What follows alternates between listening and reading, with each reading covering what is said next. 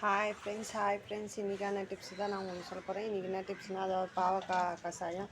பாவக்காய் கஷாயம் எப்போவுமே கசப்பு கொஞ்சம் வாயில் போனால் நம்மளுக்கு இருக்கிற மாதிரி இந்த நோடி எதிர்ப்பு சக்தி எதுவும் வராது ஃப்ரெண்ட்ஸ். ஏன் தெரியுமா இதுக்கு சொல்கிறேன்? பாவக்காய் வந்து சுகர் இருக்கிறவங்க வந்து அந்த கஷாயம் வச்சா சுகர் கம்மியாகும். அதேமாரி பிபி இருக்கிறவங்களுக்கும் கொஞ்சம் பாவக்காய் நல்லது தான். பிபி இருக்கிறவங்களும் கஷாயம் குடிக்கலாம். ஏன்னா அதுவும் பிபி சுகர் எல்லாத்துக்குமே நல்லது ஃப்ரெண்ட்ஸ். இது எப்படி செய்யணும்னா, பாவக்காய் தோல் மட்டும் நீங்கள் நல்லா சீவிக்குங்க.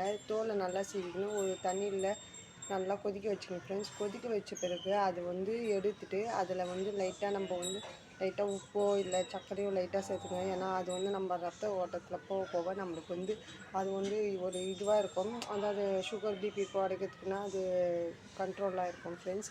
நீங்கள் வந்து இது வந்து அப்புறம் வெறிக்கட்டி வந்து நீங்கள் ட்ரை பண்ணி பாருங்கள் ஃப்ரெண்ட்ஸ். இது ட்ரை பண்ணி குடிச்சிட்டு வெறும் வயிற்றோடு குடிங்க ஃப்ரெண்ட்ஸ். ஏன்னா ஏதோ காலைல நம்ம சாப்பிட்ட பிறகு இதெல்லாம் குடிக்கணும் அவசியமே இல்லை. சாப்பிட்றதுக்கு முன்னாடி குடித்தா தான் இன்னும் ரத்த ஓட்டம் நம்மளுக்கு கண்ட்ரோல் ஆகும். இது ட்ரை பண்ணி பார்த்துட்டு சொல்லுங்கள் friends. Okay friends, bye friends.